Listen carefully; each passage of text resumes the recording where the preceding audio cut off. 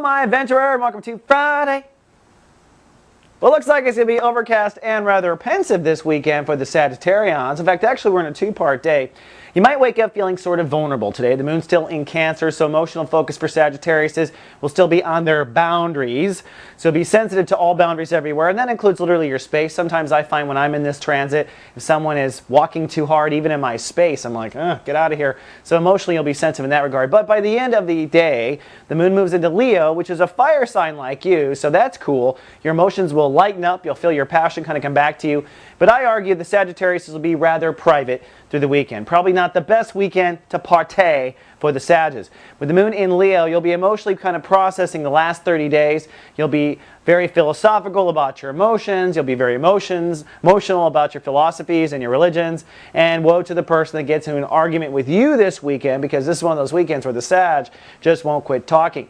Now, zipping around to the Sun in Aries, there may be some anxiety today. It's not just the moon in Cancer, also the Sun ruled by Uranus in Aries in Chapter 2 of Sun in Aries, excuse me.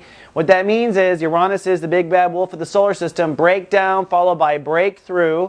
Now, you don't have to go through a breakdown. If you're ahead on your soul work and you kind of see what's around the corner, won't be such a shock for those who are living in complete denial. Something may have to come to a disaster for them to see that this needed to be changed.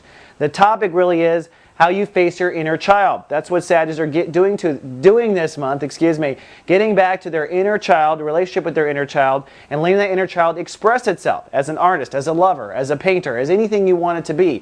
This is the part of us that we showed up on Earth in the first place for, and a lot of adults, since we were born, try to talk us out of it. So, depending on where you are in that whole schema will determine how the weekend will be, but I argue for Sagittarius is by Monday, you should have some clarity on what you're supposed to be doing and what your heart really wants.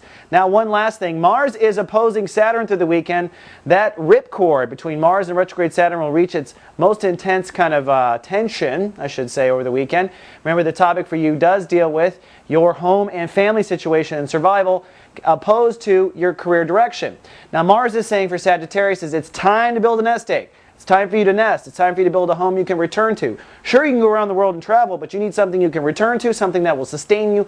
You need a family situation for yourself. And Mars in the sector says it's time to do it, and do it now. Saturn retrograde in the house of career is saying you may need to make some adjustments to your career and where you're going with career in order to create that nest egg. Now, if you've been in denial about this, Mars does mean that you're going to get pushed into reality over the weekend. But if you've been waiting for that extra courage to move forward, Mars is going to help you push through that through the weekend. All right, Sag, that's all I have for your weekend forecast. We'll see you back on Monday with more. Until then, live, love, be.